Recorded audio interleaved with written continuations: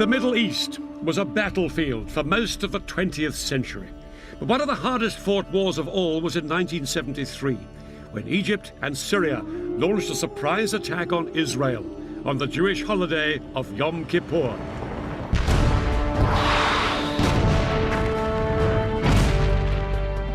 For 3 weeks, the battle swung violently from side to side.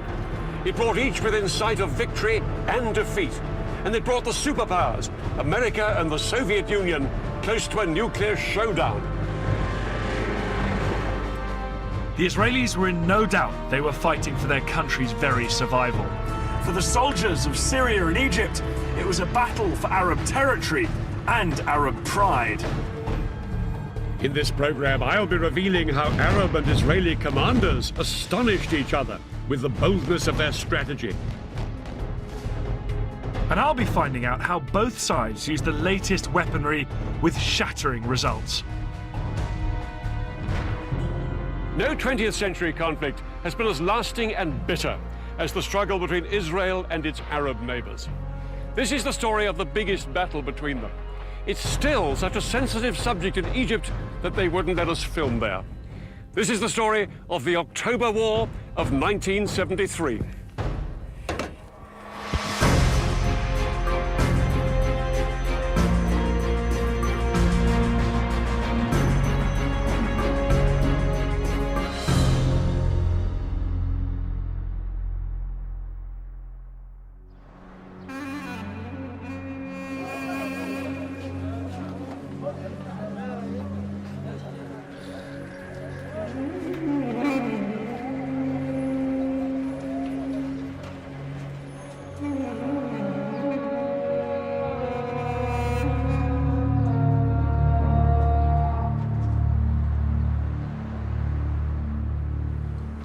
This concrete security barrier here runs through Jerusalem and hundreds of miles to the north and the south. On this side live predominantly Muslim Palestinian Arabs. On this side, the largely Jewish population of Israel. The 8-meter-high barrier, which the Israelis started building in 2002, is the most powerful symbol of the hostility between Jews and Arabs, which still remains after nearly a century of conflict. The Israelis say that they built this barrier to keep out Palestinian terrorists. The Palestinians say it's just Israel's way of grabbing more of their land. And that's what this conflict has always been about: land. Land known at the beginning of the 20th century as Palestine. Back in 1917, the British controlled Palestine, and they promised the Jews a homeland here. The problem was, there were more than 10 times as many Arabs as Jews already living in Palestine. And as hundreds of thousands more Jews poured into the country, open fighting broke out between them. By 1947, things were so bad, the United Nations stepped in with a plan. This is how Palestine looked then. Lying on the eastern edge of the Mediterranean, it was bordered by Lebanon, Syria, Transjordan, and Egypt. The United Nations suggested partition. The Palestinians would keep land here, here, and here, and the Jews would have the rest. Jerusalem would be an open city shared by everyone.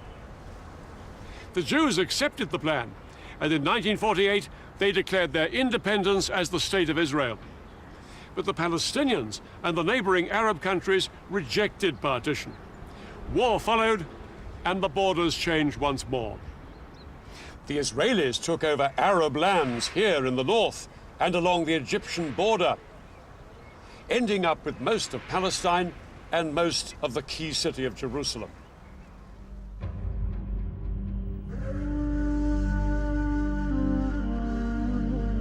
Tens of thousands of Palestinians fled or were expelled from their homes. These refugees headed to neighboring Arab countries, creating a refugee crisis that lasts to this day. One night everyone was awakened to the sound of people. Go, go, the Jews are coming. I can still recall the voice and the ensuing chaos. Within a short period of time, the entire village was marching out, carrying bare essentials, bedding on a mule, some clothing, some food. The Arabs refused to recognize this new state of Israel, and their resentment at the loss of Palestinian homes and land grew. For their part, the Israelis felt vulnerable, surrounded on all sides by hostile Arab enemies. Over the next 20 years, there was regular fighting along the borders. In 1967, things finally came to a head. On the morning of June the 5th, Israel launched a preemptive strike against Egypt. It was followed hours later by attacks on Egypt's allies, Syria and Jordan. It would become known as the Six-Day War. Almost 200 pilots of the Israeli Air Force took part in an incredibly ambitious airstrike. Their mission was to wipe out the Egyptian Air Force, the largest in the Arab world.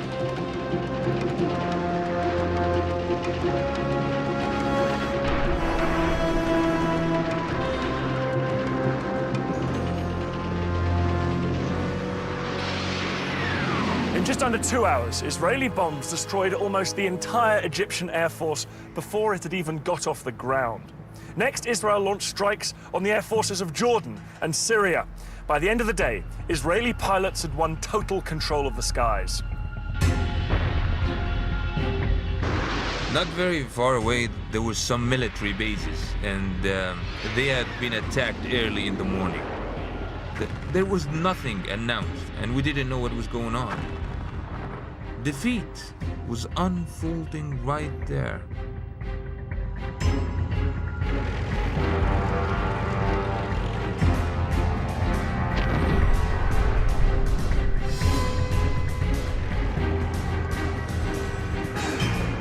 Israeli ground troops stormed into Syria, Jordan, and Egypt. At the same time, other Israeli troops made a bid to capture Arab-held Jerusalem.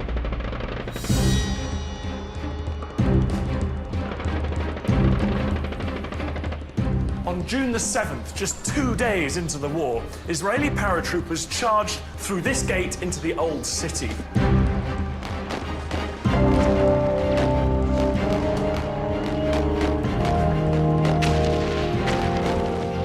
But as they pushed through these narrow streets, they came under fire from Jordanian snipers who'd taken up position in the upper stories of the buildings on either side. The Israelis pushed on.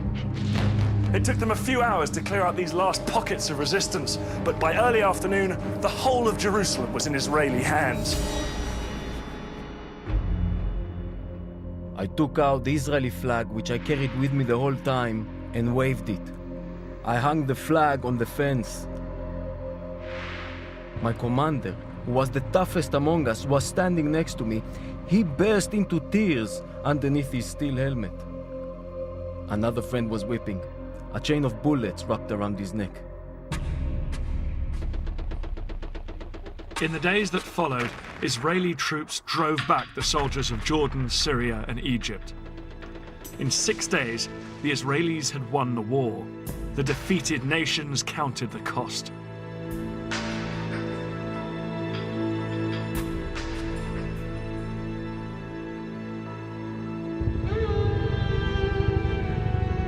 It's estimated that Egypt lost 80% of its military capacity, and along with Syria and Jordan, suffered over 30,000 dead and injured.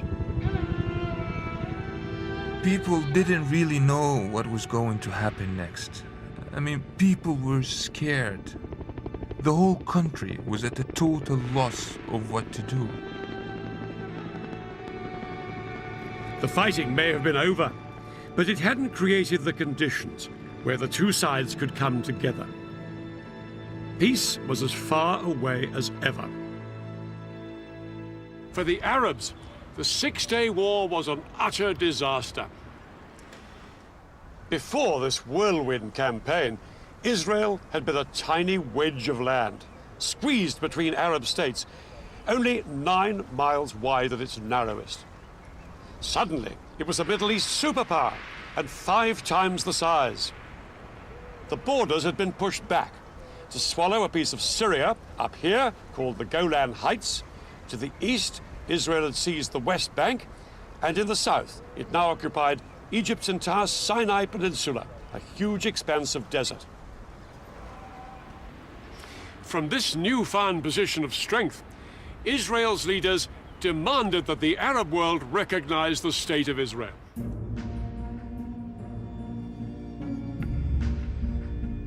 Arab leaders met in Sudan to formulate their response. They were emphatic.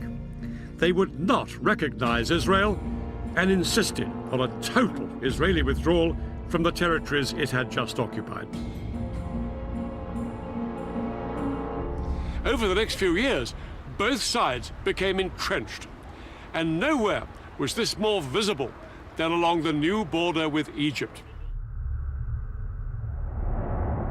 The Suez Canal.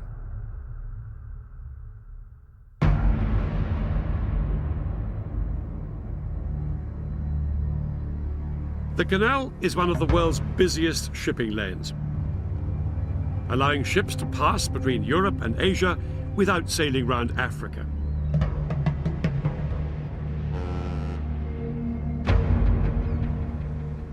But after the Six-Day War, this international waterway was closed to shipping as sporadic fighting between both sides continued to flare up.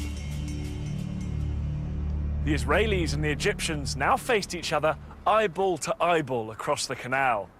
The Egyptians could never accept that this was a permanent frontier. But the Israelis were equally determined.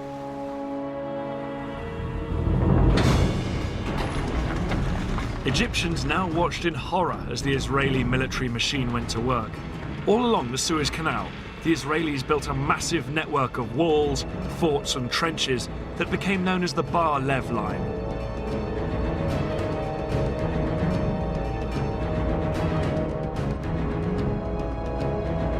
Israel resolved that Egypt would never force its way back into the Sinai. But they weren't just relying on the Bar Lev Line for defense. The Israelis also had a system for rushing troops to the front line.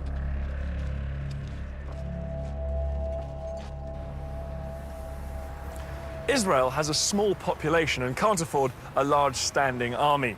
So every male Israeli does 3 years national service and remains a reservist into his 40s or 50s, ready to be mobilized in times of war. Today, females also do national service and they can also be called up if war breaks out. 30 years ago, an army of 250,000 men could be mobilized within 72 hours if the Arabs showed signs of attacking.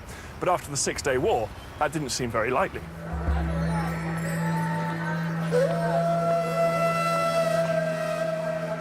The Israelis had practically destroyed Arab air power. Israeli intelligence was now sure the Arabs wouldn't try anything until they'd rebuilt their air forces. And that would take another 10 years. The Israelis were now supremely confident that if their neighbors so much as twitched, they would batter them into submission once more. But in Cairo, something had happened that the Israelis hadn't reckoned with. A new Egyptian president with a new sense of purpose, Anwar Sadat. When Sadat came to power in 1970, Egypt was still a demoralized country, smarting from the loss of the Sinai. Sadat was considered a moderate by many, but one of the first things he did was appoint a dynamic and popular new military commander, General Saad el-Shazli. Shazli was given the job of revitalizing Egypt's poorly trained and under-equipped army, because Sadat was determined to do what the Israelis least expected: fight back. Sadat had decided that the only way to win back the Sinai from the Israelis was to make war on them. His plan was to launch a spectacular crossing of the canal and retake a strip of land in the Sinai. Sadat hoped that this would force the Israelis to negotiate a withdrawal from the rest of Sinai. But for this plan to work, Sadat was going to need help. Sadat found a willing ally in the Soviet Union, as the Israelis had with the USA. In the 1970s, both the United States and the Soviet Union were adamant that neither superpower would dominate the oil-rich Middle East. The Soviets provided Egypt with the latest surface-to-air missiles, called SAMs. These missiles, supported by thousands of conventional anti-aircraft guns, could effectively paralyze the Israeli Air Force. The Egyptian commander, General Shazli, would not have to rely on his weakened air force to deal with Israeli warplanes. Nor would Sadat attack alone. Another of his allies, President Assad of Syria, would be joining in the fight. The key to the Egyptian plan was a surprise coordinated ground attack on Israel. The Syrians would attack on the Golan at exactly the same moment as the Egyptians struck along the entire length of the canal. But Shazli knew that no matter how stunned the Israelis might be by this two-pronged offensive, they would soon counterattack with their most lethal weapon, their air force. And that was where the SAM missiles came in. Shazli concentrated his SAMs along the Suez Canal. These missiles could bring down any Israeli planes that came within 15 miles.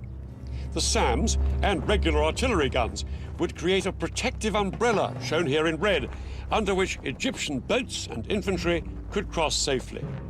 They would then seize the forts of the Bar-Lev line and secure a strip of land a few miles deep into the Sinai. The date of the attack was set for October the 6th, when the tides would give the most favorable conditions for crossing the canal.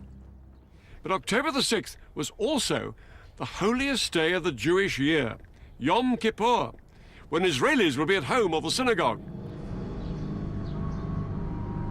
With their plans in place, the Egyptians and their Syrian allies set about ensuring that the Israelis had no idea they were about to be attacked on two fronts.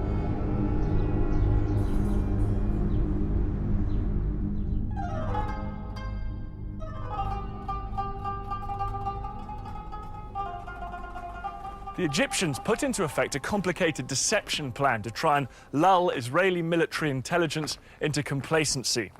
They had been gradually mobilizing their reserves, but at the beginning of October, they demobilized 20,000 men and sent them home. From what the Israelis could see, it didn't look like the Egyptian army was gearing up for war. As for the Egyptian soldiers based beside the canal, they were told to act as if nothing much was up. They could go swimming and bask in the sun in full view of the Israeli troops in the forts of the Bar-Lev line. Any military activity the Israeli lookouts did spot appeared to be just another regular exercise. By day, they watched as Egyptian troops came close to the canal to carry out maneuvers.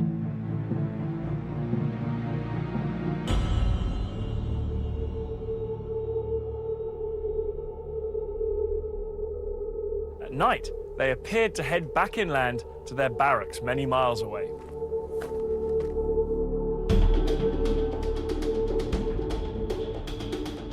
Hundreds of miles to the north, the Syrians on the Golan appeared to be doing the same.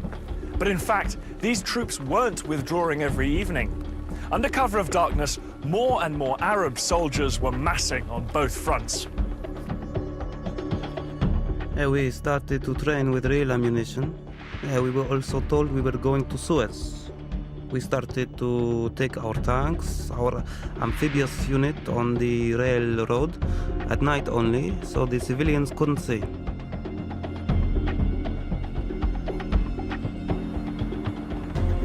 Reports of all this Egyptian activity were given to the heads of Israel's military intelligence. There'd been a number of false alarms in the past, and they were convinced that this was just another one. But they were wrong.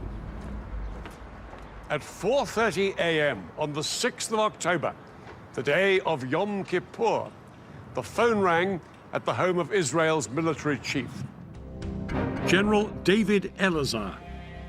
Elazar had been made Israeli chief of staff after a long military career and a host of victories. The call from Israeli military intelligence informed him that both Egypt and Syria would launch an attack in hours. Elazar's immediate thought was to send his air force to hit the Arabs before they had a chance to strike. But that decision could only be taken in the halls of power by Israel's politicians. And ultimately, that meant one person, Israel's Prime Minister, Golda Meir. This 75-year-old was seen as the Iron Lady of Israeli politics, but she said no to airstrikes. She argued that if Israel was to win international support after the Six-Day War, it had to be seen not as the aggressor, but the victim. Elazar was appalled at his leader's reaction. He was only given permission to mobilize a fraction of the reservists he needed, and yet, within a few hours, his country would face invasion on two fronts. Egypt and Syria were poised to launch their attack.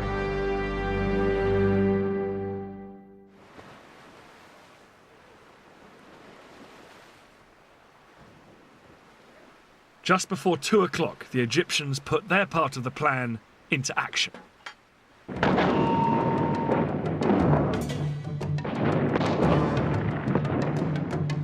Their assault across the canal on the forts of the Bar Lev line was such a momentous event in Egyptian history, it was later restaged for the cameras.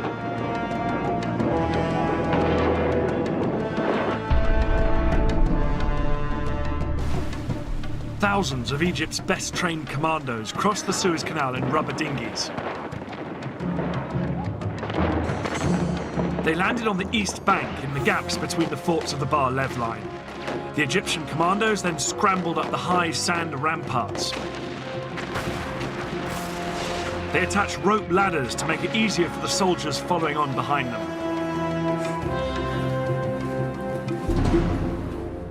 Behind this first wave were 100,000 Egyptian infantry and more than 1,000 tanks waiting to cross the canal, but the biggest obstacle to them were the giant sand ramparts on the Israeli side. These were as much as 60 feet in height.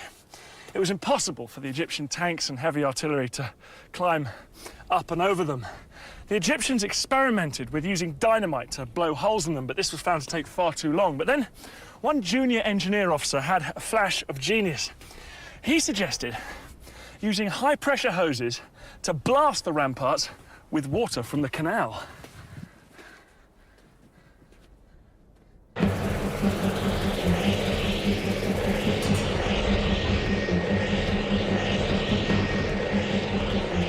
It was an extraordinary idea which would have to work if the entire Egyptian assault was to be a success.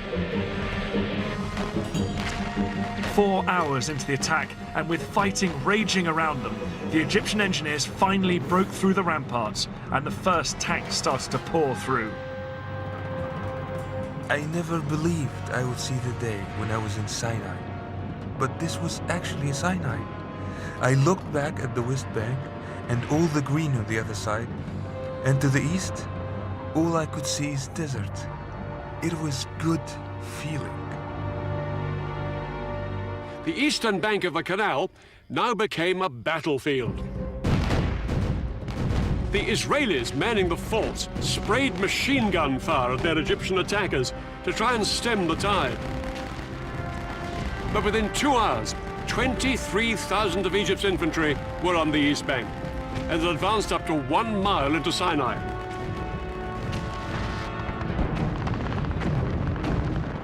The fort was surrounded by Egyptian forces and was under constant fire. We made repeated calls for help. We fired from time to time and reported back what we saw. But mainly, we tried to keep up our morale. But the Israelis were sure that their air force would come to the rescue. The first Israeli jets were sent in at 4 p.m., flying low over the desert. But as they approached the canal, they found themselves under attack from the ground. The Egyptian SAM missiles and anti-aircraft guns caused havoc. As Israeli planes were shot down that afternoon, it soon became clear that Egypt's elaborate air defense umbrella was working.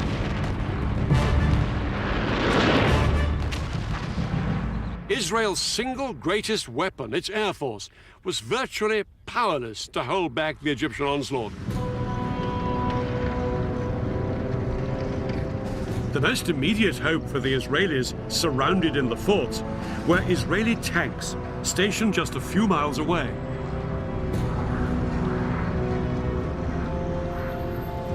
The Israeli tanks raced towards the canal. They thought they'd throw the Egyptians back as easily as they had done in 1967.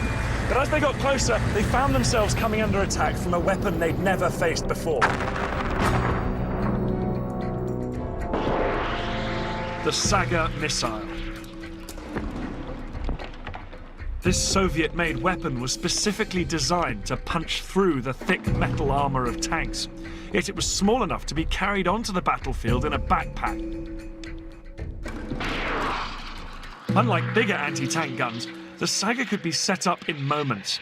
This lightweight piece of kit was made all the more lethal because the missile could be steered onto its target.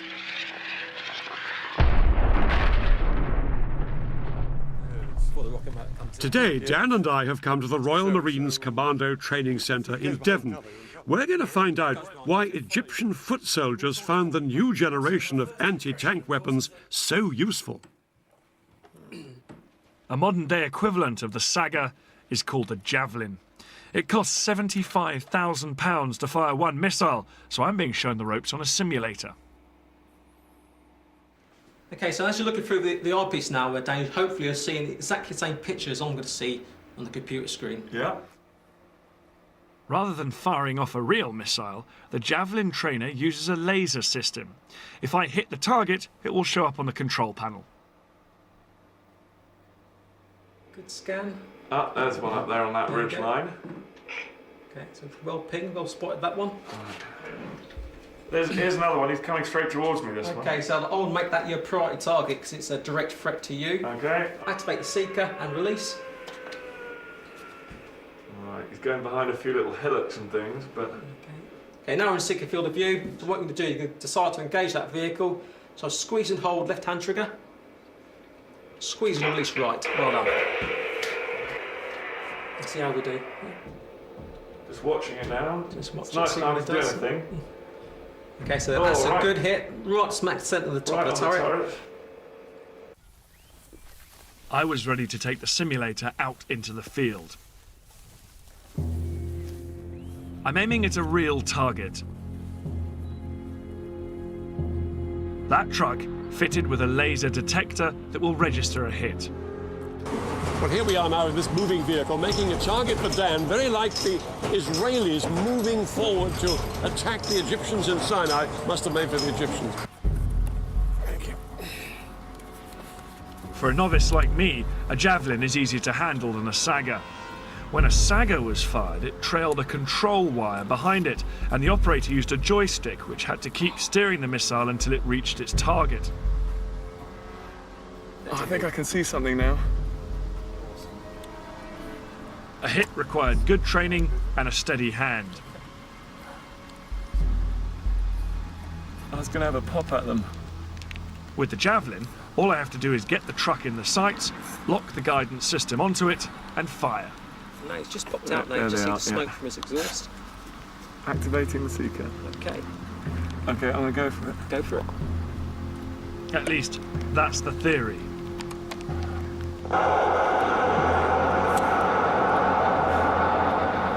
God, it's tricky with that wobble when you just try and get the track gates on the target. Did I miss? Fortunately, that's a no result, which means you've missed. I really had no idea where Dan was. This is where the old speed of duel starts to come into it now. His state-of-the-art Javelin can hit my vehicle from over 2 kilometers away, a similar range to the Sagas in 1973. No wonder the Israeli tank drivers were taken by surprise as they headed towards the Suez Canal.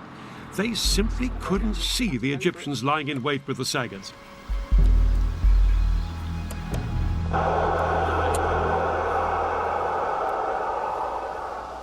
Hit. Hit. Well done. Oh, brilliant. Hey, Dad. Okay, tell me you missed us. I'm afraid to say, I got a hit. You didn't. Yeah, see, look there. Hit. 700 meters. Good gracious. Yeah, well done. I did miss the first time. You have got the most modern guided missile there, What? probably in the world. No, I know. Because one thing worth saying is that the Sagas were wire-guided missiles. You had to keep the sight on the target all the time the missile was travelling towards it. It had to be fixed there, whereas you just fired it and forgot. Yes? Yeah, it's hard enough to get the sight locked onto you, and actually have to keep it there for the entire time the missile's in the air. It would be incredible. You're shaking, you're breathing, you're nervous. I couldn't have done it if it hadn't been a lock-on and then forget about it. Very, very powerful form of anti-tank warfare. For the Israelis, quite a new ordeal. In 1973, the saga was turning the Sinai into a tank graveyard. The tanks, which were the pride of Israel's army, were being destroyed by Egyptian infantrymen. Israel had begun the war with around 300 tanks in Sinai. By the end of the first 36 hours, they'd lost approximately half of this number. Things were critical for the Israeli soldiers in Sinai. But that was only half the story. At the same time the Egyptians launched their attack, the Syrians had launched their bid to retake the Golan Heights.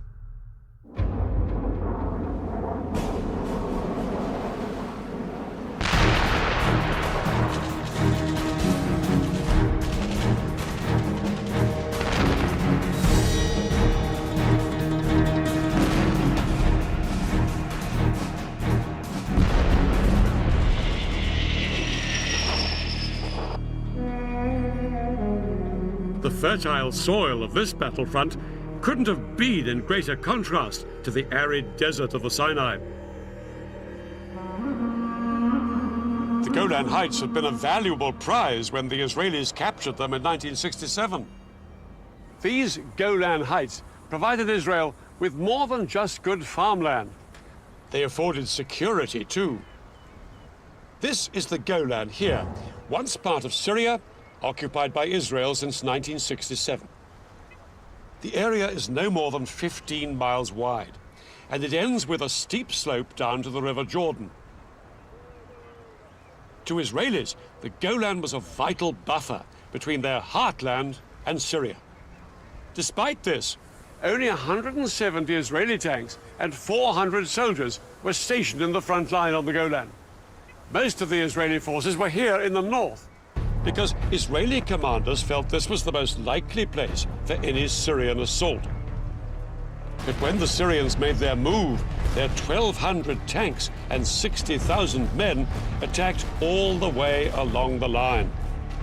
6 hours into the battle, the Syrians' overwhelming strength was beginning to tell, and their tanks broke through down here in the more lightly defended south.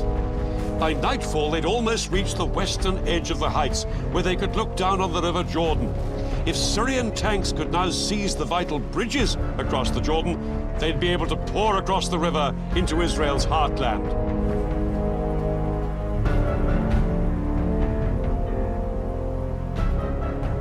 For Israeli soldiers in bunkers along the front line of the Golan Heights, the first day of the war had been a disaster. Their strong defensive positions had done little to halt the Syrian advance.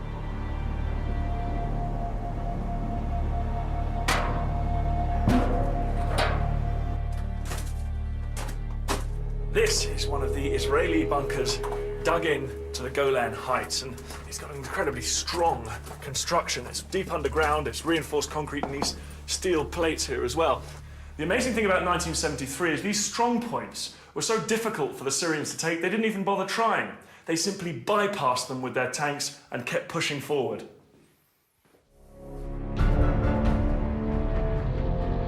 By the end of the day, the Syrians had taken almost the entire southern half of the Golan Heights.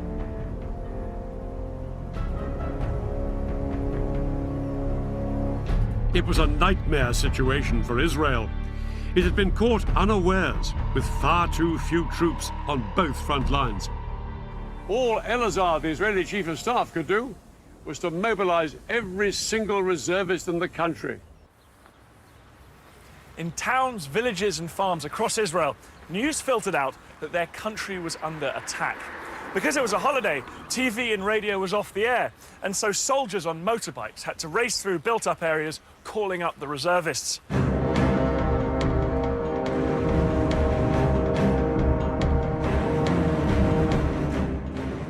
was in my kibbutz on Yom Kippur when I heard the planes taking off from the Air Force Base in the area.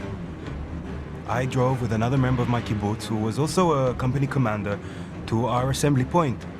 On the way, we said that whatever was happening, we'll probably be back home in a day or two.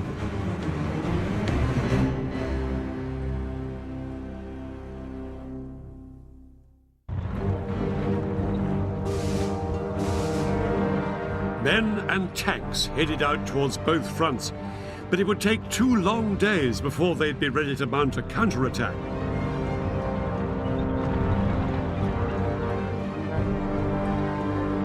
Then, on October the 8th, David Elazar announced to the world that his army had finally gone on the attack.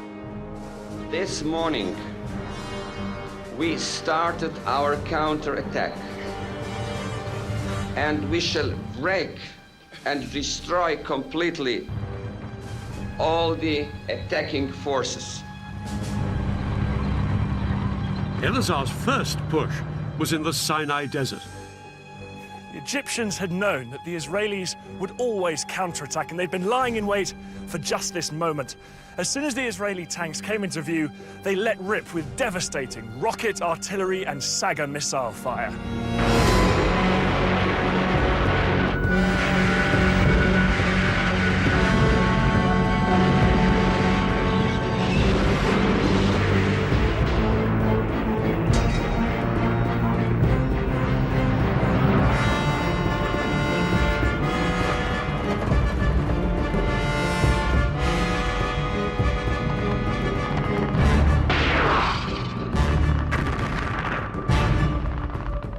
The Israelis suffered heavy casualties all day.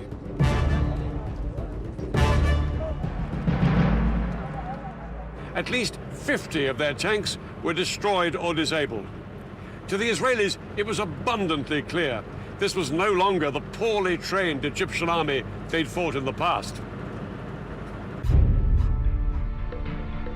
By the end of the day, Israel was facing catastrophe.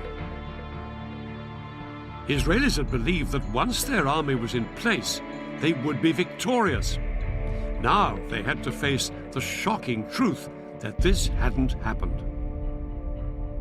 Prime Minister Meir sent an urgent request to the Americans, begging them to resupply the country. Under attack on 2 fronts, Israelis felt their country was about to be squeezed out of existence. It would need a bold change of strategy to save the day. The simple truth was that Israel did not have the strength to fight this war on 2 fronts at the same time. Elazar had to concentrate his strength on one front before he tried to roll back his enemy on the other. In the Sinai, the Egyptians were separated from Israel by hundreds of miles of desert. But here on the Golan, the Syrians were perilously close to Israel's main villages and towns across the Jordan, just a few miles' drive away. The Golan had to be Elazar's priority. So he ordered the army and the Air Force to put everything they had into throwing the Syrians back. Some tank units would attack halfway along the Golan to relieve the pressure on Nafach, the Israeli HQ on the heights. Other Israeli tanks had already been ordered to go up onto the southern Golan, where the Syrians were closest to Israel's heartland. Their commander had been told bluntly, "You are Israel's last hope." But one thing in their favor was that the Syrians had made an extraordinary decision to halt up on the high ground rather than press on towards the River Jordan. It gave the Israelis vital breathing room to cross the river and move up towards the Golan.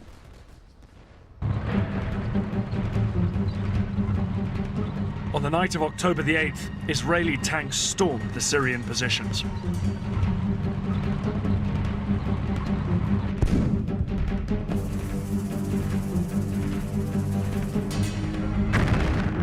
The fighting raged around the clock.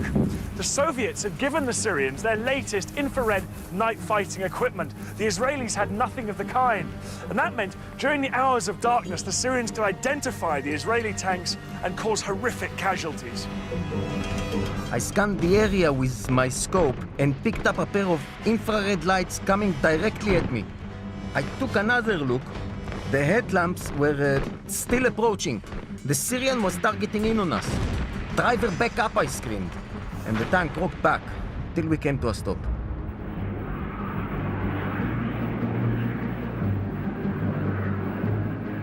But as day broke, the Israeli ground troops got some much-needed relief from their air force.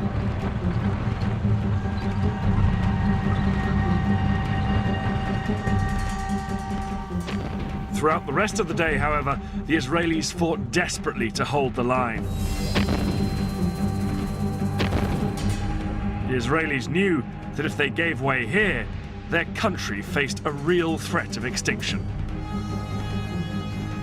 Losses mounted on both sides, but as the battle progressed, it became clear that despite some Syrian technological advantages, the Israeli tanks had thicker armor, and the Israeli crews could fire more quickly and more accurately than their Syrian counterparts. After 4 days of combat, I wasn't particularly worried by the Syrian tanks. It was enough to locate them and to have them come out to meet us, and victory would be ours.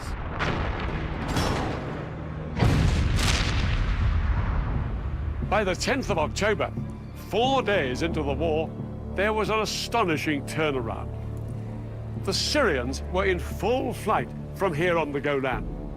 Israel's tanks chased them into Syria itself, and soon the Israelis were within shelling distance of the Syrian capital Damascus, just 30 miles off that way. Syrian President Assad sent a message to President Sadat, urging the Egyptian leaders to do something to relieve the pressure on Syria. And now Sadat made a momentous decision. Down on the Suez Canal, Sadat ordered his men to thrust way beyond the strong defense line they had established on the east bank of the canal. Their objective, strategic passes through these mountains. But to get there, they'd have to leave the safety of their SAM missile umbrella way behind them. It was a high-risk strategy, and Shazli was appalled by the decision. But Sadat was immovable. What followed would be one of the biggest tank battles in history.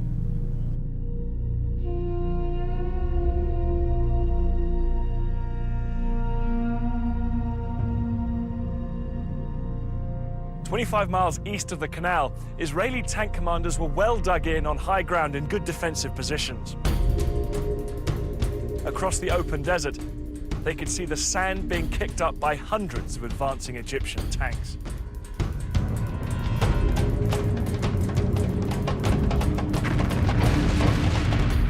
The Egyptians were totally exposed to withering Israeli fire.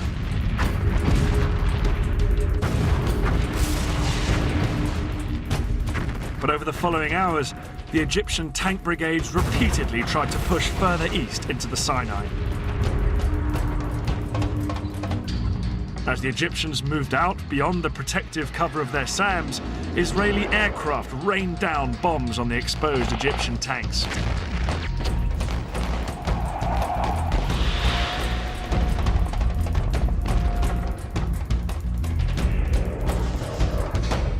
The Israelis' skillful use of their tank guns meant that they pulverized the Egyptians exposed down on the open ground.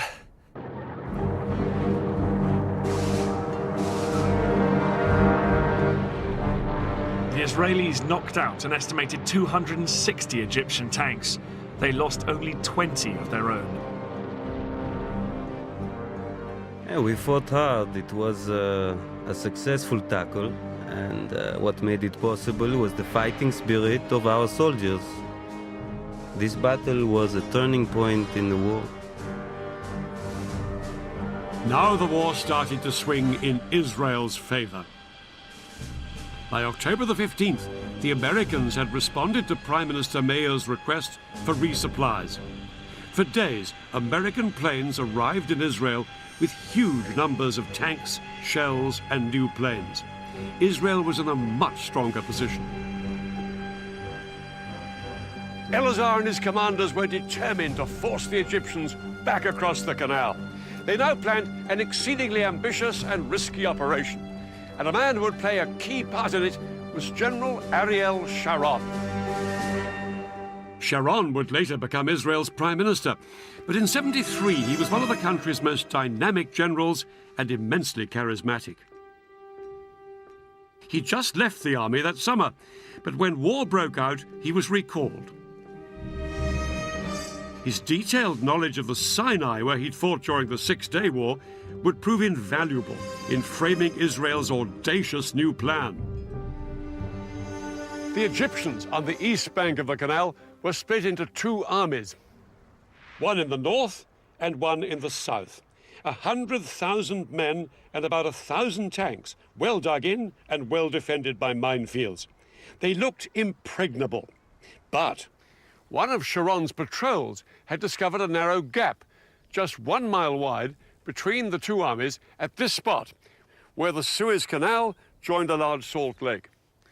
Sharon was ordered to push through here with his tanks, widen the gap, and secure a corridor through to the canal.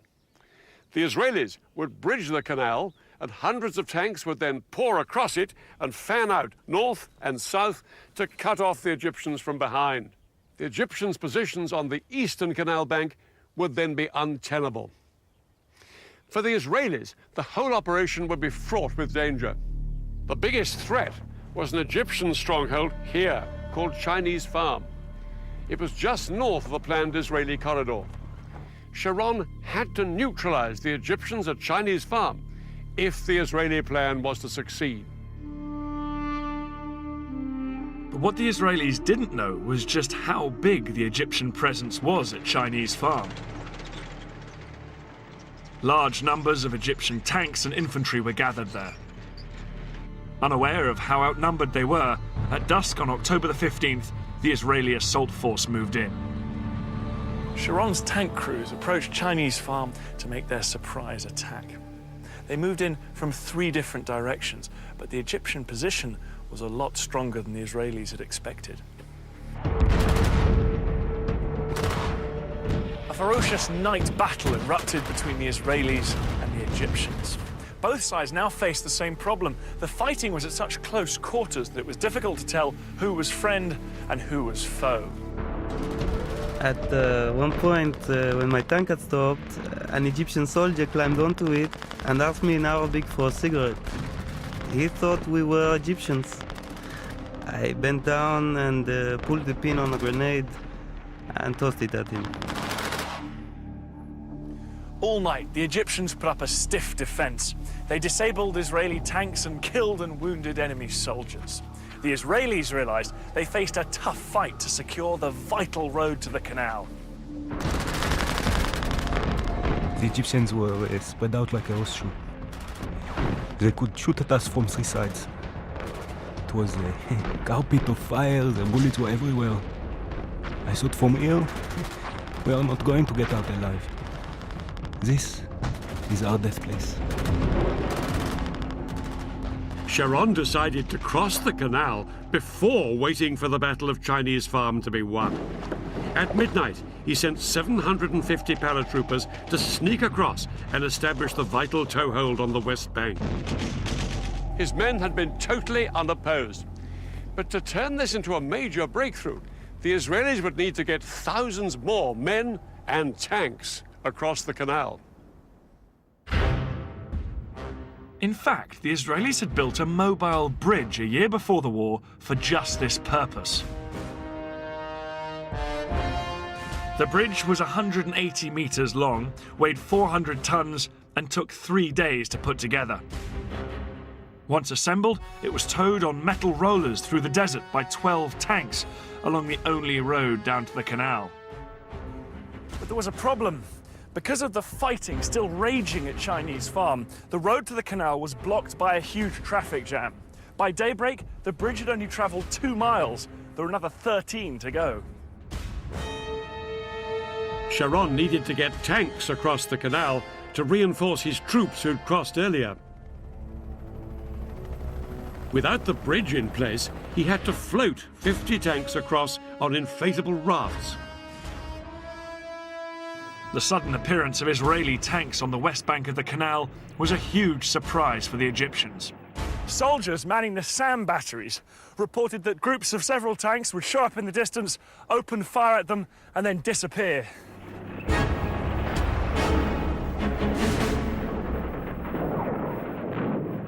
Later that day, on the evening of October the 16th, the Israeli Prime Minister Golda Meir triumphantly told the Israeli parliament their troops had crossed the canal into Africa. In reality, it would be another 2 days before the Israelis secured the corridor to the canal. It wasn't until October the 19th that the bridge was finally in place.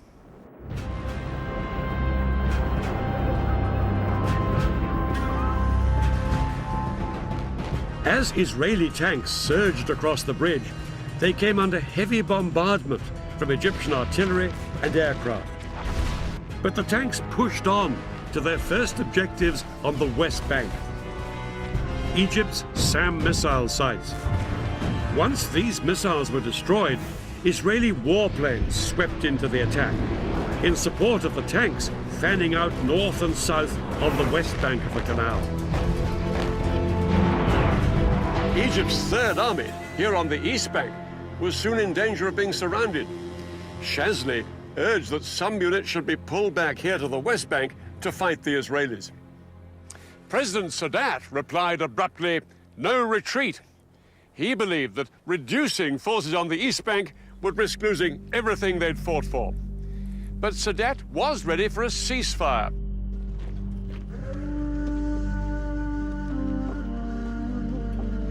It was announced on the 22nd of October. The Israelis agreed to the ceasefire as well, but in reality ignored it and pushed on south to secure more land west of the canal.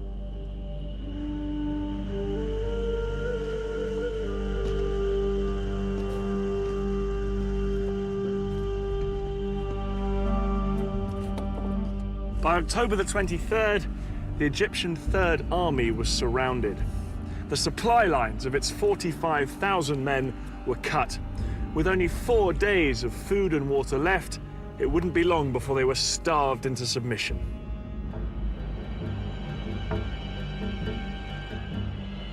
Some Egyptian soldiers were so desperate they surrendered.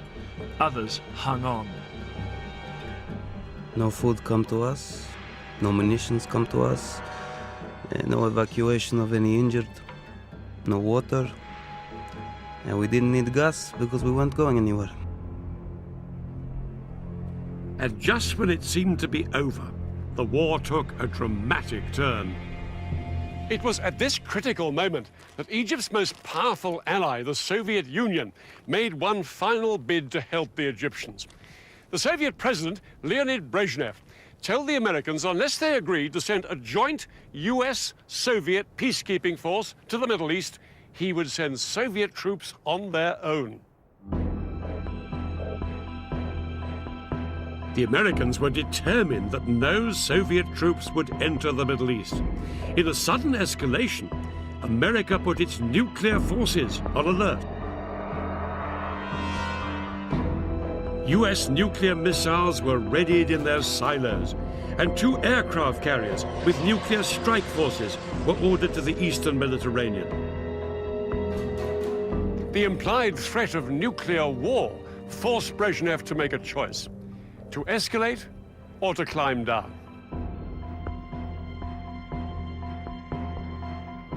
Brezhnev decided to climb down, and no Soviet troops went to the Middle East. But the flurry of international pressure had made its mark.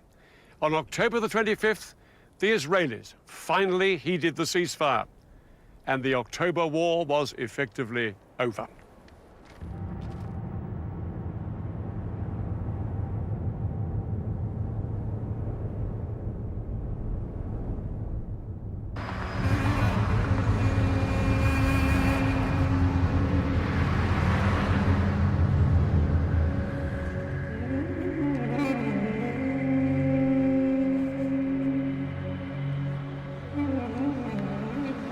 It's hard to say who was the clear victor in this war. The Israelis, who saw both their fronts shattered by surprise attacks, made an astonishing military comeback. But the Arabs gave Israel a real shock. For many Israelis, the 9,500 soldiers killed or wounded during the October War was an unacceptably high price to pay. They blamed their government for failing to heed the warnings that war was imminent. Israeli confidence was shattered. They were no longer the invincible military power that they had thought they were. Despite the fact they'd suffered up to 30,000 casualties, perhaps in the end, the side that gained the most from this war was Egypt. The Egyptian crossing of the canal was seen as a major military achievement that restored Arab pride and gave President Sadat the confidence to make a spectacular bid for peace.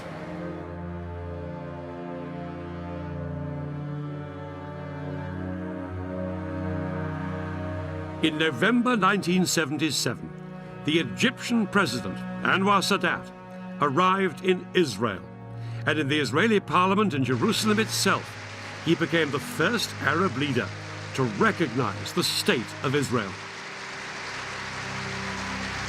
ولقد جئت إليكم اليوم على قدمين ثابتتين. Israel and Egypt were now on the road to peace, which culminated in 1982 with what Sadat had always wanted: a complete Israeli withdrawal from the Sinai.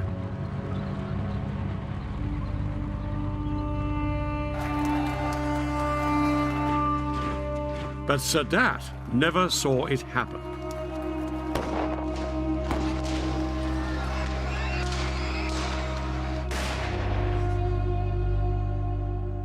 On October the 6th, 1981, the 8th anniversary of the war, Anwar Sadat was assassinated by gunmen opposed to his peace treaty with Israel. The October War had claimed its last victim. The war didn't sort out the fundamental disputes between the Israelis and the Arabs. In fact, technically, Israel is still in a state of war with Syria. All the treaties and all the talking still haven't brought peace to this part of the Middle East. And this barrier is a powerful reminder that the conflict with the Palestinians over who owns the land remains unresolved to this day.